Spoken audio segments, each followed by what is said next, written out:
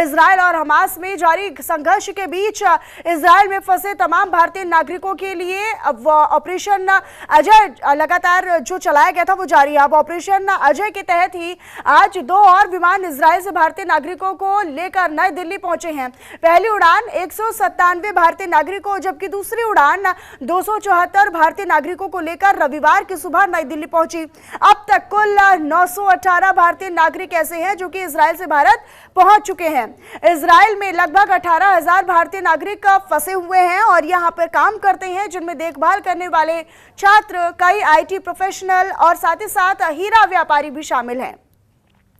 और ये इस दौरान की तस्वीरें भी हैं जब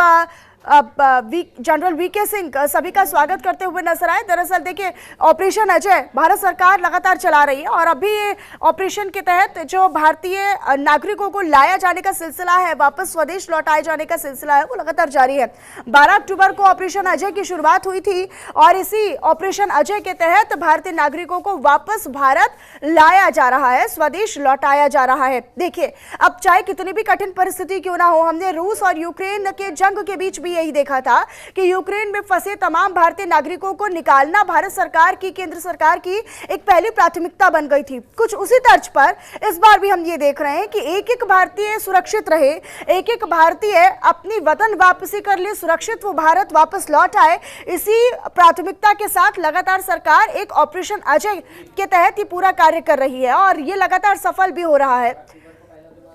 तो ऐसी कठिन परिस्थिति में भारतीय नागरिकों को सुरक्षित भारत लाने का जो सिलसिला है वो लगातार जारी है और ये कहीं ना कहीं एक विश्वास भी पैदा करता है उन तमाम जगहों पर रहने वाले भारतीय नागरिकों के लिए जो ये समझते हैं कि हाँ, भारत सरकार उनके साथ है और ऐसे कठिन परिस्थिति पर इस तरीके के कार्य या फिर इस तरह के विशेष अभियान या फिर ऑपरेशन कह लीजिए वो चलाकर कहीं ना कहीं ये विश्वास और दृढ़ और मजबूत हो जाता है कि चाहे भारत के नागरिक किसी भी देश के कोने में रह रहे हो, कठिन परिस्थिति होगी, इस तरह की मुसीबतें आन पड़ेंगी, तो सबसे पहले प्राथमिकता भारत सरकार की, केंद्र सरकार की वो यही रहेगी